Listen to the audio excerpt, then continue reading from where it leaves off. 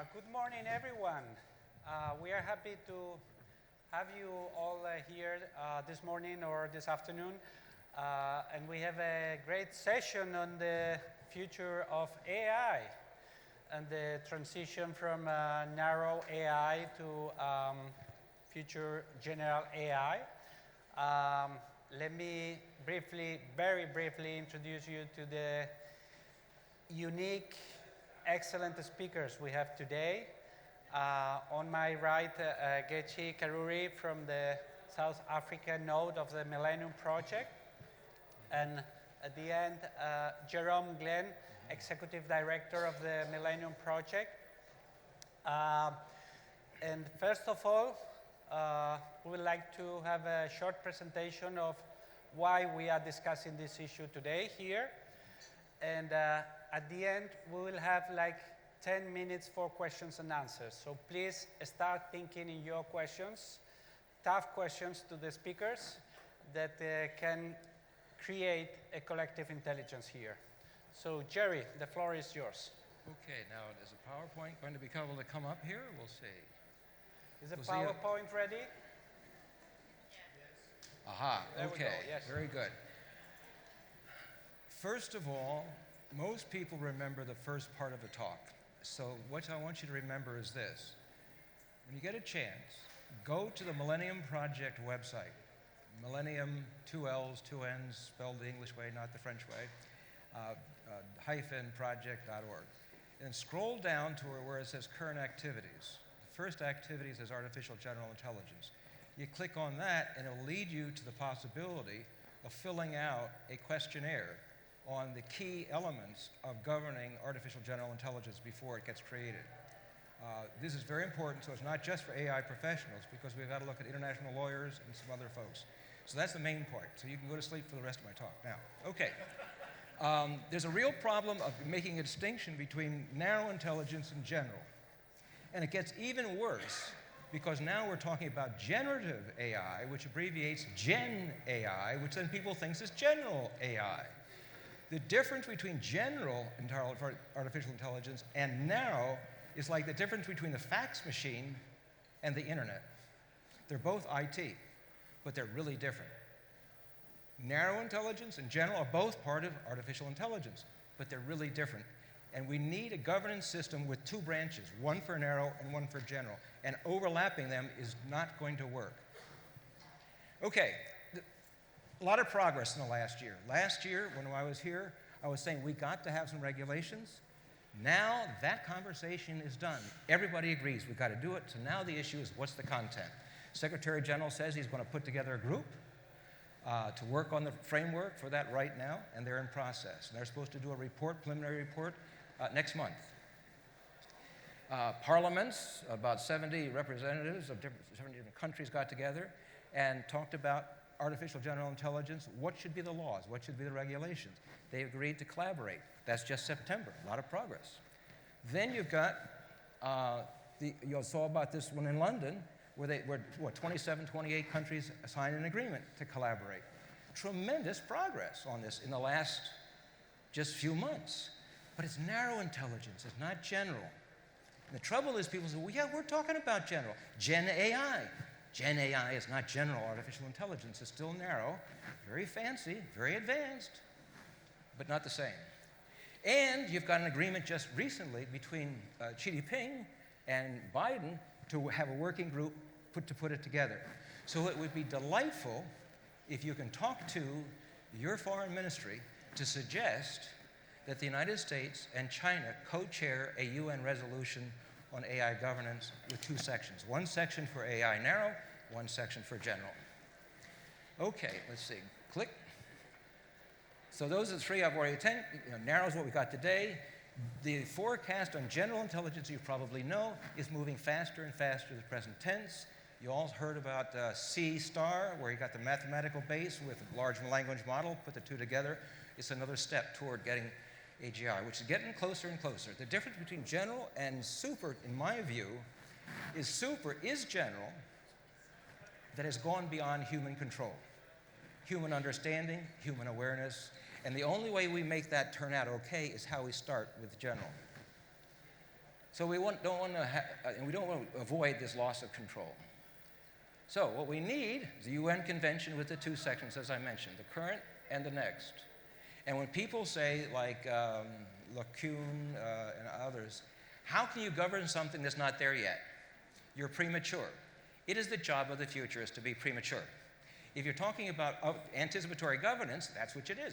You're figuring out what's the governance structure for something that's not there yet. Because if we don't have the rules in place when this thing gets going, then I don't see how we have any control over super. Okay, Universal AI Agency, the same thing. You got to have the rules, which is the UN system for the convention, and then you got to have the implementation. And again, I'd have two sections to make the distinction clear, one for narrow and one for general.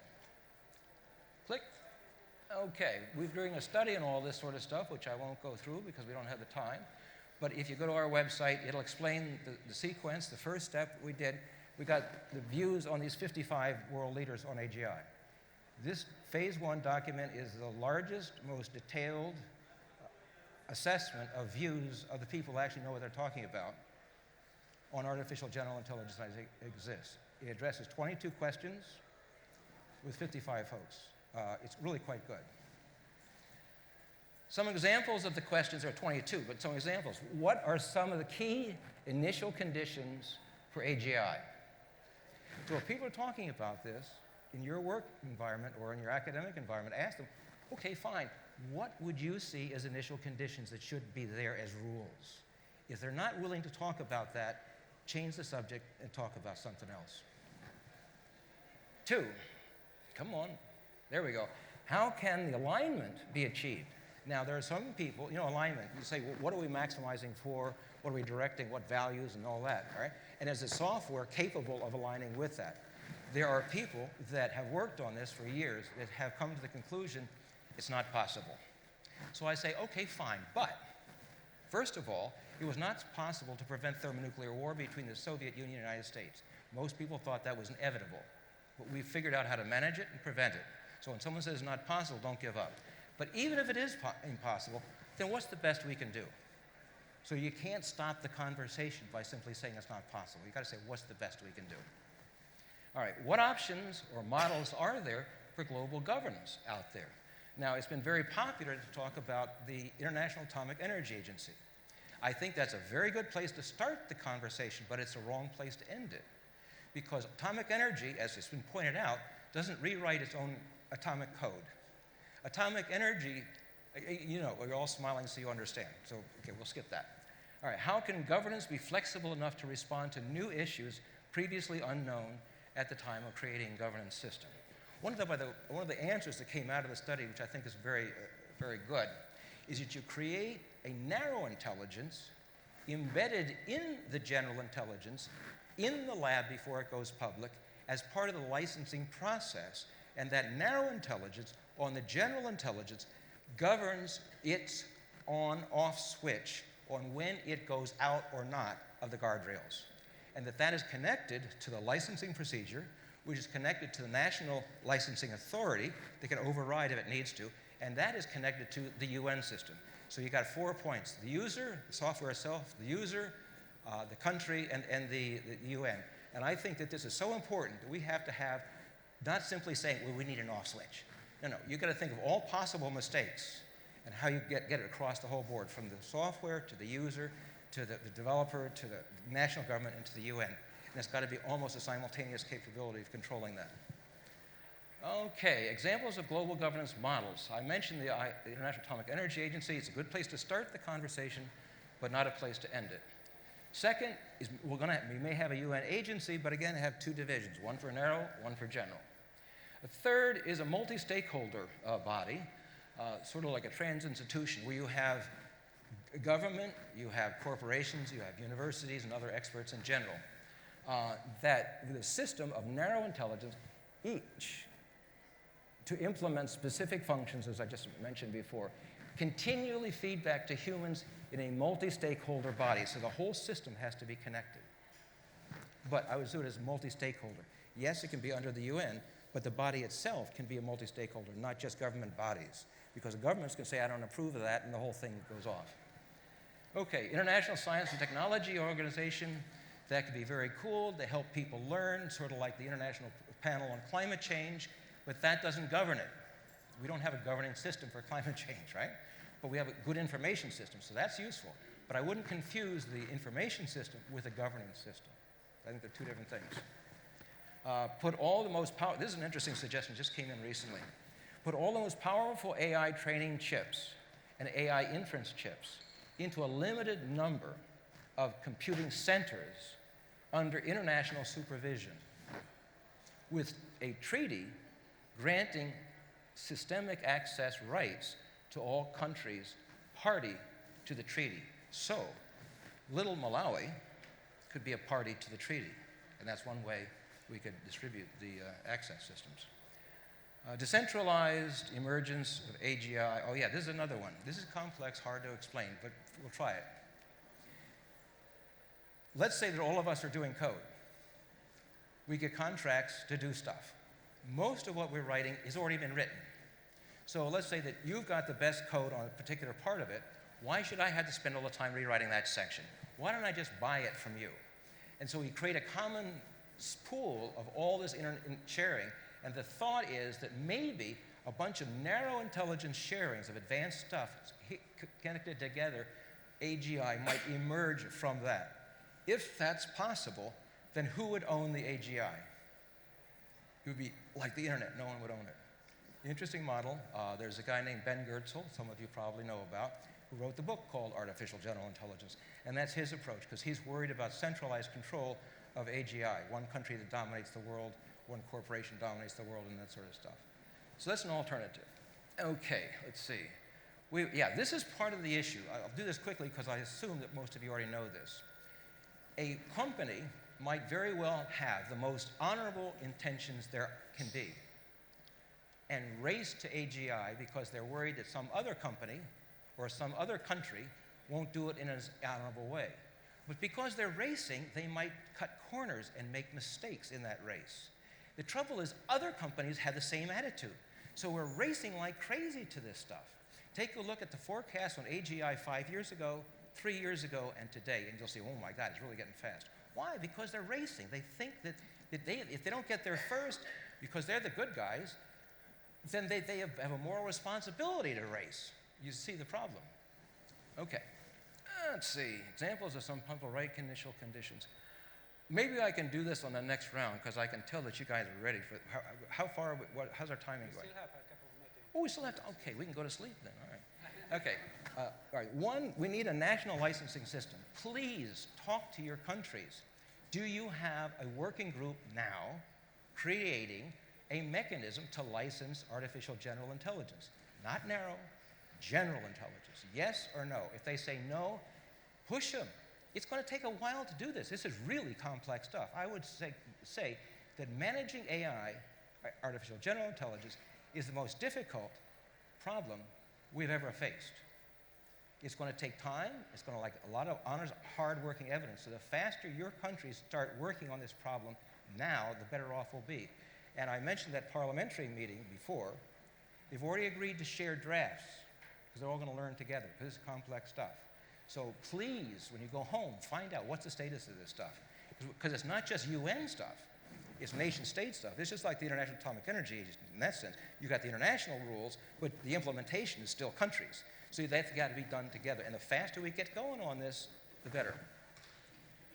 I mentioned the continuous audit software prior to certification. Yeah, so you want to have a national certification, a licensing system, just like licensing a car. But then you want to have an international double check of that licensing system so that UN certifies, but nation-state licenses. Obviously cannot turn off its on-off switch, and as I mentioned, there's a bunch of guardrails going along that working on that. I'm happy with that. AI-generated content must show its source. That's something that's a good starting point, but not an ending point. Yes, you want to have every piece of artificial and generated material showing that it is that. You know, this is important for political elections and all the rest of that sort of stuff. But Lens Law 25-6 is whatever you can understand can be digitalized. And anything that can be digitalized can eventually be hacked. It's just a matter of time. All right? So the watermark is a very good way to begin. We should be doing that as fast as possible. But have another team working on trying to penetrate to override the watermark, and then we figure out then how do we then do the next step? Because it's sort of like your virus software. You're always got to be updating. So the watermark is not an answer, it's a process. Require developers and users to keep track. Oh yeah, you know, this is like your airlines. Hopefully they don't crash when you leave here. Your airlines have got a flight recorder. It keeps track of the whole thing. We got to have some kind of a recorder log system in two parts. One, the developers themselves. Two, the users here. Two different kinds of logs. Now, one controversial point is, should there be, when you have, people talk about OpenAI. The nice thing about OpenAI is that you can share this stuff. Very nice. But it also means that organized crime can get it too. We're not crazy about that. So there's some reason to have it closed. If it goes closed, the answer is, well, then how do you know? And the answer is you could have a UN repository. So there's got to be some place that you can check that. Be oh yeah, that's another criteria. Imagine the AGI designed such that it's self-reflective all the time, just like you are. We learn from feedback ourselves and reflection. AI can do that too. We'd like it to be compassionate.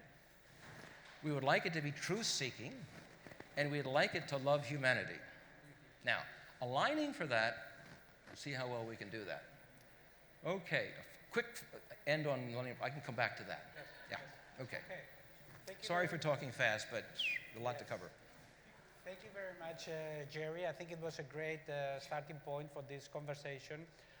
Let me tell you from the European Union perspective that we have a new AI directive, and as Jerry pointed out, it's not talking about artificial general intelligence, and it's not anticipatory.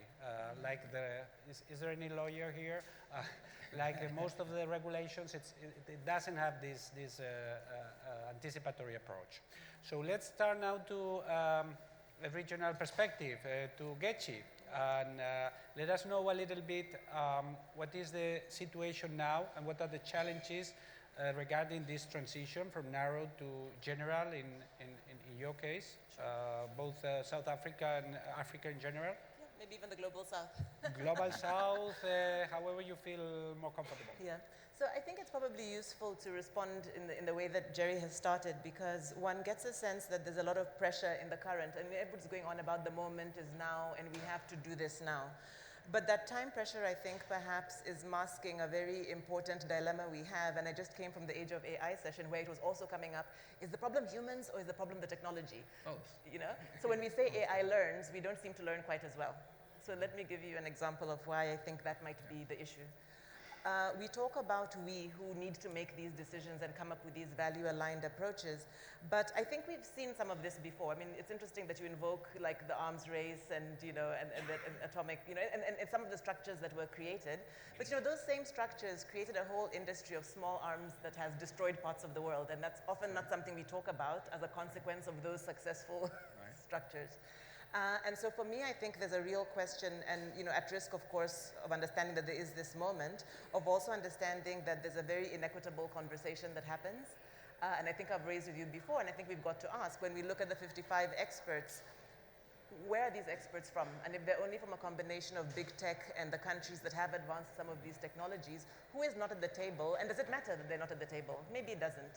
I think perhaps it does, because collective intelligence is, I like to joke sometimes, and it's not really funny, that, you know, the Berlin Conference was a fantastic collective intelligence for those who are present, not so good for those who are not able to contribute to what decisions were made. So we talk about the value alignment, we talk about the urgency, but what does it mean for that to not be inclusive in how we then frame some of these rules?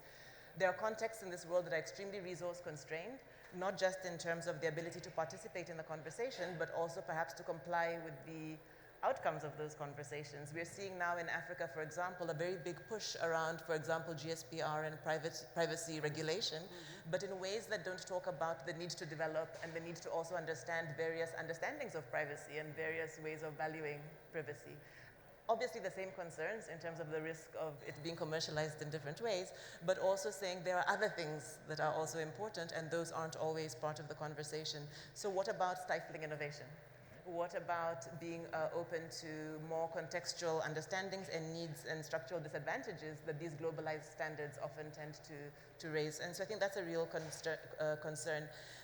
Mary Charman from South Africa did a really interesting paper around, and this is obviously narrow, but around explainable AI, and is demonstrating through research to say that it's very dominated and expanding assumptions that come out of what she terms weird. So Western, educated, industrialized, rich, democratic countries generalizing their views to the rest of the world. Are we at risk of doing the same thing when it comes to a conversation about AGI? And maybe that doesn't matter, but I'm just asking, could it matter? Professor, can I answer that? Yes, okay. please. Yes, phase 1 had the 55 people that you'd recognize on the list because we wanted to put all of the stuff on the table. Right wing, left wing, down wing, Apple versus Microsoft, Apple. Let's get it all on the table. On what we considered, Mariana, raise your hand, you're one of the members of the team there, up in the front here. We struggled for some months on what were the right questions. No use asking a question that you know the answer to, wasting people's time.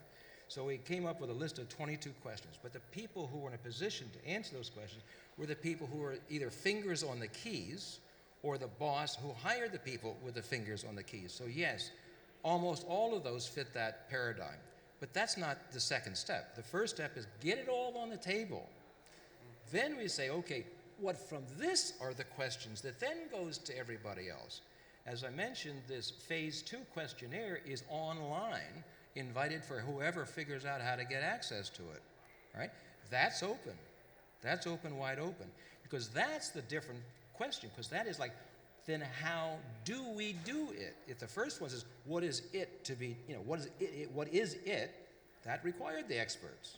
But then what do we do about it? Now, that's a different question, and that goes to your point. And that comes down here. And that's why one of those criteria about putting all the capacities in several locations, which meant that my little old Malawi, where I was Peace Corps volunteer, would have a chance. Other models, Malawi doesn't have a chance. So this is an interesting one to explore. I don't know how well it's going to go, but it's in the questionnaire. So there's a 2-step dance. And then the third step will be scenarios. And the Millennium Project people will have a chance to have at them as well. And I don't know how many scenarios and how well it's going to work, because as you know, we always invent stuff along the way. But the idea is to flesh out the detail. But the second one is going to be interesting. And I would also suggest to you very quickly, if you want to talk to your countries about details of governance, and that includes Cape Verde, by the way, everybody's got to vote in the UN over there. Naturally, the first question is, well, what are some examples? It's a normal question. All right, the way that the first 2 questions of the questionnaire, it's a little fraudulent to say 2 questions because they have 3 sub-questions, and each sub-question has about 10 subjects, so it's a lot of detail. But you can go online, you can copy that, put it into a file, and give it to a congressman or a government official, and that gives you a lot of details. Like I just mentioned a couple of the criteria. There's probably 50 in there. I just hope there's a technological fix to some of, so even then I think there are real institutional issues. So in my view, so even on a global stage, I think there's a difference, and we know this, between big tech and the frontier companies that are driving that, and then countries and what country views might be, and that's why you're already talking about a multi-stakeholder. Right. Oh, is it not loud enough? Okay, Ooh. Is this better? Okay. Maybe you can also pull it. I pulled it up this way. Maybe that helps too. Okay, you can, well, let's use all 3. Okay. All right. Hope you don't get feedback yet. And so the question then would be, so again, in a way, inclusion maybe is a bit annoying to keep raising, but I think it's important. And I think it's important that there are structures, and multilateral structures are failing us in many ways. National structures are failing us in many ways. Big tech is failing us in many ways. So I think to some extent, the multi-stakeholder answer to that question, and so thank God in a way for Adelphi, which allows any individual to participate. But the question of how we go from that to a structural response, I think I'm really concerned about, and I think many parts of the world are. I think also there may be a impression that in fact there are no skilled or thinking people in these other parts of the world. We've been having deep learning and dabbas in Africa for years now. There are hundreds of PhDs in this stuff, right? But often we come into those conversations so late. I'm pretty sure it's the same in Asia, I'm pretty sure it's the same in Latin America, and yet there's very poor representation when the questions get asked. And that's the question I'm asking: why are people not responding? And I think that's really important that we get to grips with that. I mean, maybe the AI will be better than we are That's at it. why we have people, different nodes in different countries, and they're supposed to address that question. Yes? So, guys, let me raise a question. You see, and now probably you are all aware that of the challenge we're facing. I mean, this is probably the most important challenge humanity is facing right now. I mean, we are talking about climate change, we are talking about many other challenges, but this is really something unique. Jerry was describing the thing we are facing. So we need a global governance that has never been designed before, with an anticipatory approach, and having national and regional and local actors engage on a debate that they don't even understand. Right. So please be aware of the challenge we are facing. This is the situation. And now the question is, what can we do about it beyond participating in this real-time Delphi the Millennium Project is launching? What can we do it with our governments? What can we do with the global picture, with the UN, with all these summits that we are seeing, and also taking into account with what Geci said, not only having a global conversation, but going to the concrete details of the challenge. We're talking about privacy, we are talking about rights, human rights. I mean, taking into account all those things, what can we do about it in the national, regional perspective and in the global perspective? Is that a question to us? Yes, or yes. You're just saying it's a question to you first, and then we'll go to the public, to the audience. So I think that the conversations have to happen, in fact, at different levels and in different ways. And I think it's great and really promising for the Millennium Project to stimulate that. I think we have to think beyond that, how conversations happen that, in fact, are genuinely sub-regional and local, and allow actors to participate in that.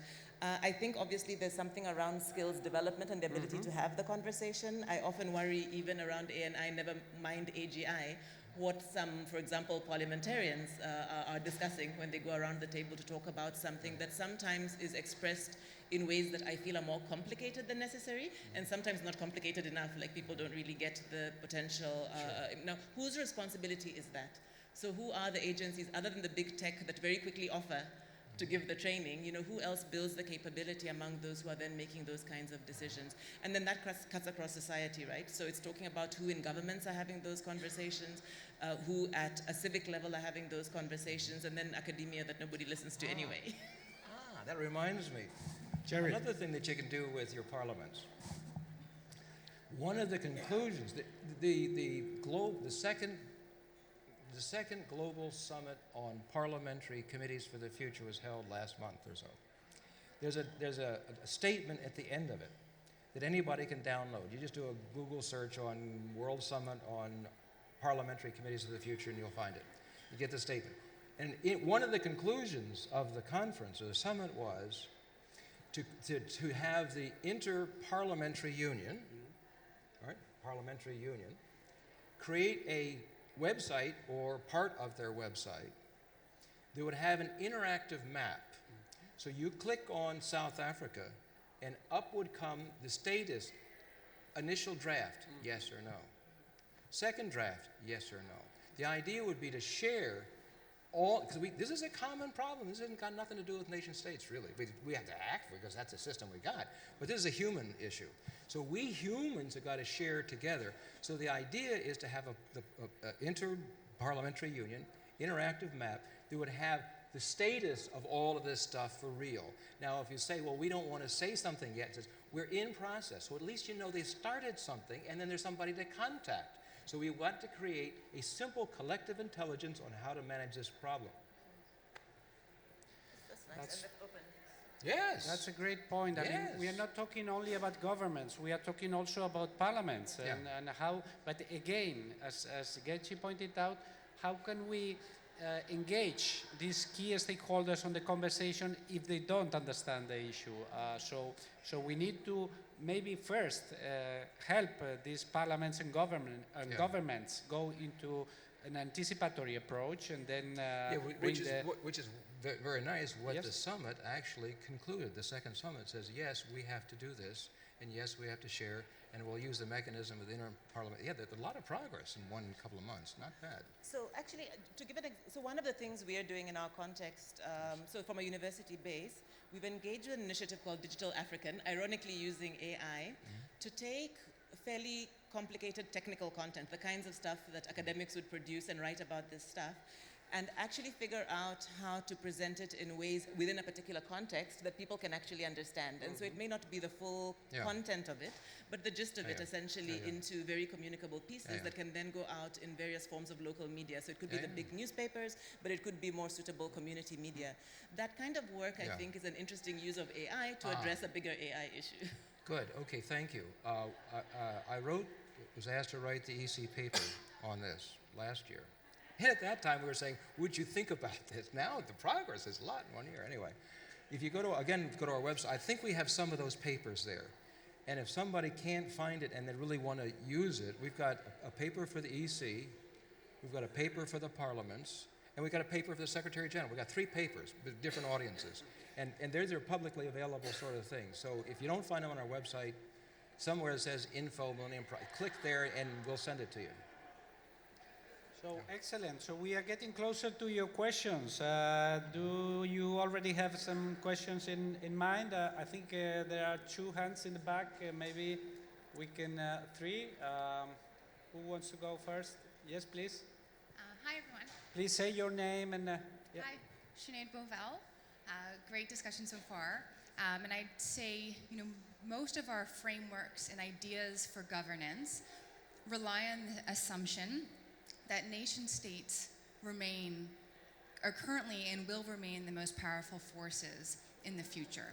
But what we are seeing today is that the rise of non-state actors as much more powerful forces is taking shape, all the way down to not even just companies, but individuals deciding and influencing the course of war and outcomes. And there's the moral obligation of non-state actors that don't necessarily even feel allegiance to their countries, but feel a moral duty to be a company of the world. Right.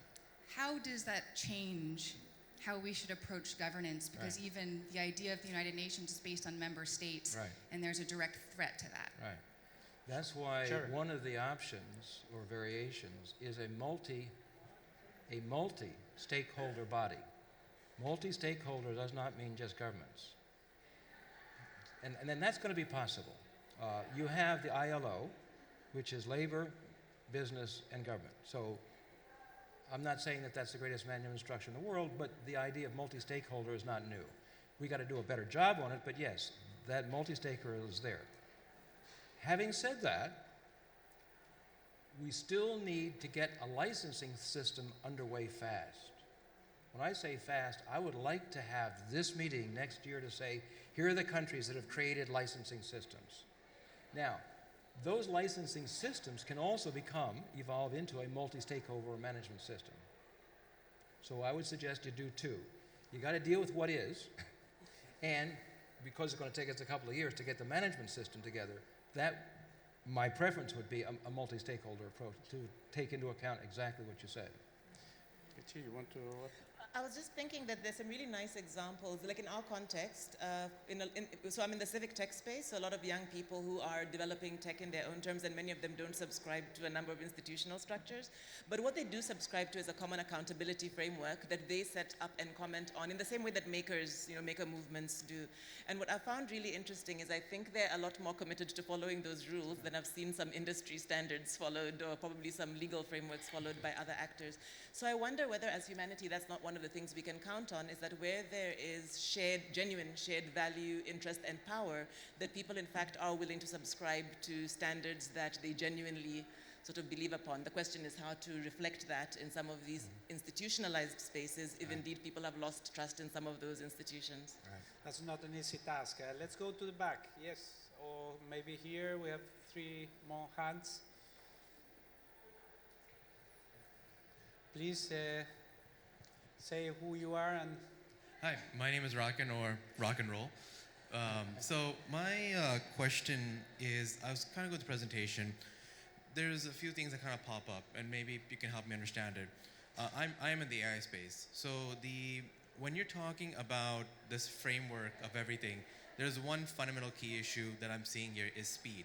As you've mentioned, AI, whether it's the narrow, super, and everything, it's at such speeds, and and even in the present day, we're struggling with definitions in other respective categories, whether it's human rights to even water. Like, we still can't define that, Right. and now we're thinking about taking a massive Goliath and trying to set a framework. And honestly, government bureaucracy, there's very few governments in the world that can keep up. At the end of the day. And then even to that leads to the second part of the problem is every government has their own special nationalistic interests. How do we build a framework to integrate that?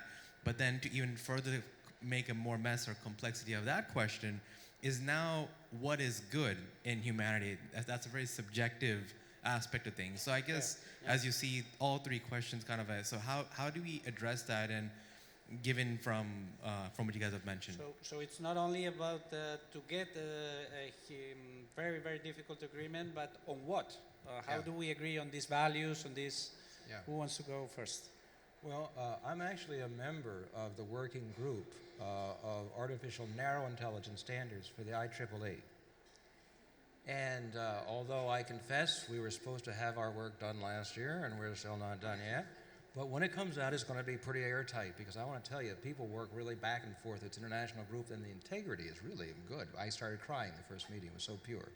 Anyway, a lot of that will be coming out, inshallah, in a couple of months. That goes to every country, IEEE everywhere. So that's one part of the definitional stuff, like when we say we've got to improve with social well-being. What does that mean specifically, and how do you audit for it? That's what we're working on. And that hopefully will be out. The second part is I was a little pessimistic when we started this some years ago. We did a work and technology report that had AI all over it. And when we did that, I was relatively pessimistic that we would be able to have the speed coming in time. But getting doing a Security Council meeting, getting the Secretary General to put a group together to start working on it. Oh, I didn't even mention the President's, the General Assembly, there's a little back channel stuff going on that, to have it two ways, get a country to initiate the convention request, and the President's GI being aware of that coming up, and it becomes a recommendation. So there's a lot of stuff that's happened fast in the last few months, which gives me a little more optimism. But I'm still talking fast because I'm nervous about this, as you can tell. but there's a reason. But yes, we have to be aware of all of what you've said. But at the same time, we got to push through it somehow. And so, what country are you from? Oh, good luck. Okay. Well, all right, then, my friend, next year, if you're here, I want to hear that you contacted not only the state, but as a matter of fact, the Senate. They've had 3 hearings. They've had 3 hearings. Yes. By the way, the first hearing was lousy, I know. We've put in a bunch of stuff in. The second one wasn't too bad. We put in some stuff. Not that we had that much impact, but everyone was better. And then they had a closed one with Elon Musk and the rest of the characters, right? That was real fast. That's in a few months. That doesn't mean that they're going to do it, but I am pleased to see the speed. But I think we futurists have got to get engaged. We should not be spectators in this sport. Yes. We should be leaders in this sport. So thank you for your question, and good luck in the United States. You want to add something on these principles and values? I want to add a point actually about the speed, which may not sound useful, but it's something that might be useful. So yes, the keeping up is a challenge, but I think that's where we're saying it's not just keeping up, it's staying ahead. But I think the speed itself is an interesting thing to think about. And Bayo Kamalefe says this thing that sounds a bit crazy, but is useful to think about. He says, times are urgent, we must slow down. Yes, yes. Now, times are urgent, we must slow down. I think it's useful to think about. Now, what's the slowing down? I'm not saying stop the progress, because maybe you can't, but maybe there are some slower conversations we need to have. So we cannot agree on the principles in one day. Yeah. Also, Geci, we can have a lot of stuff in parallel. Yes. As a matter of fact, that might be another thing. The learning. Is just like we want to do this thing with the parliamentary status interactive map. might be interesting to have in general, maybe we can do something in the Millennium Project, is to keep track of that. Who's going to work on that one spot? Yes.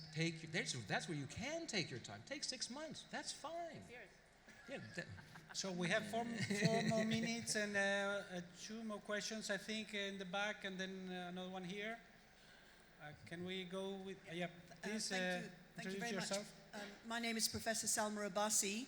I'm a social scientist and a technologist. I really appreciate the detail to which you were explaining. I also work with the IEEE on ethical AI. One of the biggest challenges I feel working in academia and in government is the lack of implementation and the accountability when things go wrong.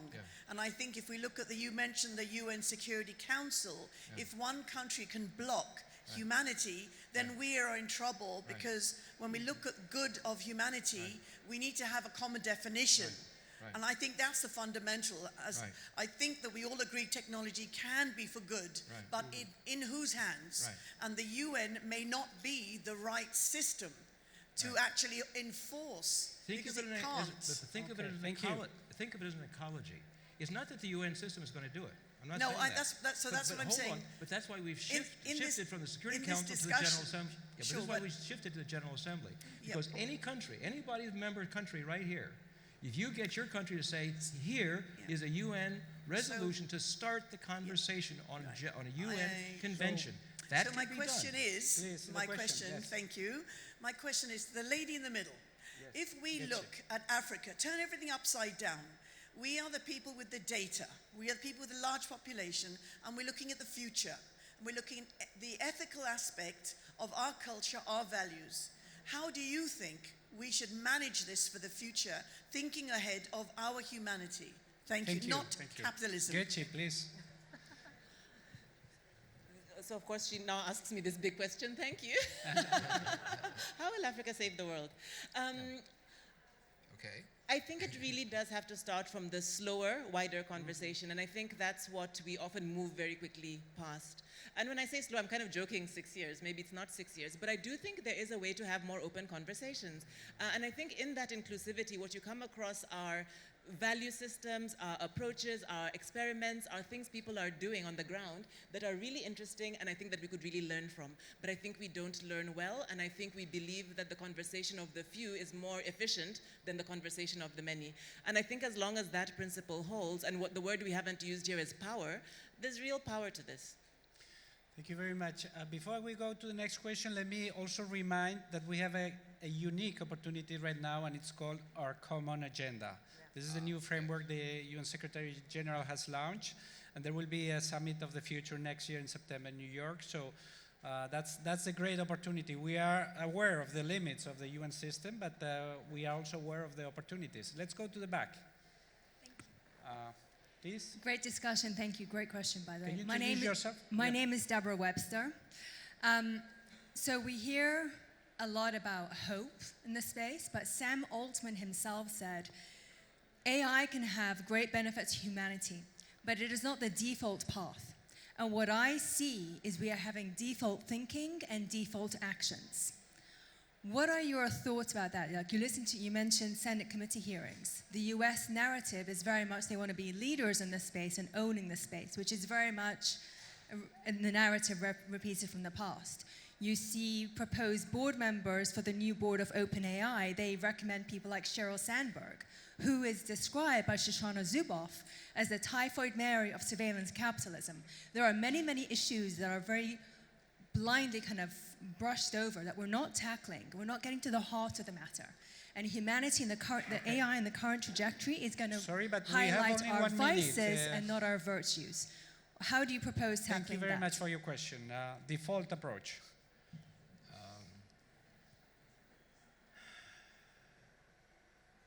I don't know the composition of the U.S.-China Working Group on AI. If anybody knows it, let's find out, and then put those questions that you're talking about, for all of you, to them. Secondly, the list that's been put together by the Secretary General, I think 28 or so people, that's available online, and you can contact them and put those questions to them. what I would reflect back to you is, what do we do? A lot of the thinking here is, what do they do? But what do we do about how they do it? You know, there should be we futurists should not be spectators, as I said, in this stuff. And especially, as you mentioned before, about the Summit on the Future coming up next year. I was part of the input process on that out of a bunch of people. I was the only futurist that I recognized in the whole process. Somebody would be working on disabilities, and they'd say disabilities in the future. Somebody's working on child education, they'd child education in the future. In other words, it was the same stuff that they would be doing, whether there was a Summit in the Future or not. They'd still be doing that. So I think it's outrageous that futurists are not engaged in creating and shaping the Summit on the Future. Shame on you. So can we have a final question? We are really, yes, here, microphone please. Jose in the back? No. Anyway. Yes. Oh well. Hi, Roger. Very Highfield. short, please. We are above. I just wondered whether we can look far into the future. We're still in the era of digital computers. They're getting more and more power hungry. There's technical reasons why limited strings of floating point numbers can recapitulate reality. There are people like Penrose who think that the brain is non-algorithmic. What about the era of quantum computation, analog computation, and biological computation, growing organoids and things like that in the lab? Do we have to think differently about that? Thank you very much. Jerry? I open by saying I am not a member of the intelligence community. However, that what you're just talking about is, I would suspect, right in the heart of the intelligence community, because quantum computing, for those that don't know, can break codes. And any country, like the United States or China, I think their first use of the quantum, when they get enough, will be to figure out how to break the codes of all the intelligence agencies. So that's where that status is right now. I ain't in that conversation. But back to your main point is you try this yourself. Take what you know about quantum computing and what you know about artificial narrow intelligence and maybe transition to general, and then do an interactive synergy impact, and you'll see that one influences the other back and forth, and it'll speed stuff up. I am also very surprised at how fast the qubits have grown. It's going and as a race with China, as you know, that's going very fast, and that's a very big deal. But the serious stuff behind your question, I suspect that's in the intelligence community, not my territory. Yeah. So, Geci, you want to have a last comment, or before we close? No, I think I've made the comments that I want to. And I think the main thing is that we've got to work with what we have, completely in agreement with that. And then we've got to figure out how to work beyond for all of the reasons we also know. And I think that's my main point about this. Yeah. So we will keep this idea of taking some time to think about such a huge issue, that it's accelerating so fast that we need to combine being slow and have a good thought about it, and then making decisions in the long run. So I think it's time for us to finish. Thank you very much for those great questions, and let me join me please in the